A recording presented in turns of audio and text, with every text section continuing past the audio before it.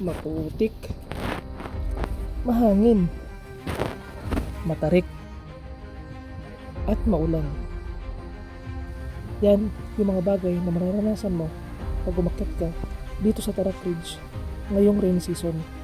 Kaya tara, samahan niyo ako sa aking journey sa pag-akyat sa bundok na to. Tara, let's! So, nag-umpisa nga ang akyat dito sa jump off sa Barangay Alasasin, Mariveles, Bataan. Mga around 4 AM, madilim pa at nagbabadya ang ulan. After ng maiksing briefing, umalis na rin kami. Confident pa, parang weather up. Akala namin ambon lang. Yun ang akala namin. Habang nasa kalagitnaan na kami, bumuhos naman itong malakas na ulan na mas lalo tuloy nagpahirap sa aming paglalakad.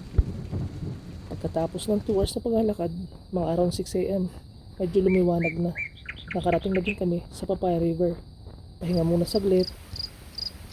Dito na din namin maisipan mag-breakfast at mag-regroup habang inaantay yung iba naming kasama. Shoutout nga pala sa lead guide namin kay Sir Rex sa masarap na kape. Bagay na bagay sa maulan at malamig na panahon. At syempre, hindi mawawala ang trail food na masarap ipare sa kape. Jollibee, baka naman. So, ayun na nga. After namin kumain, ay nag-resume na din kami sa pag-akyat. Dito na mag-uumpisa yung puro paahon na daan bago mamarating yung ridge. Sa mga hindi nakakaalam, magkaiba yung ridge sa Tarak Peak. Hindi na kami umakyat doon dahil sa sobrang lakas ng hangin at masamang panahon. At after ng mga ilang minuto, ayun na. Sa wakas, nakarating na din kami sa Tarak Ridge. Dahil nga sa masamang panahon, wala kaming inabutang clearing.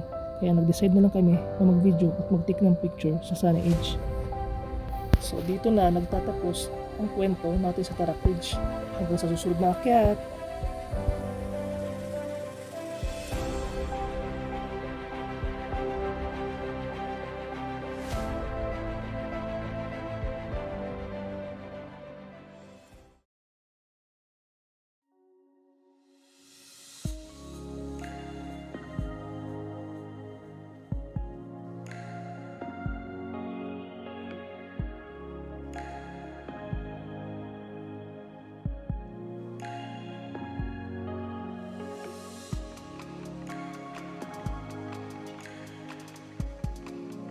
Ayaw.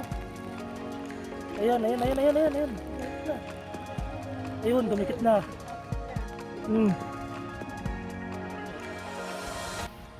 Sa mga nagpaplanong umakyat dito sa Tarak Ridge, kayang-kaya. Hihingalin ka nga lang pero kaya.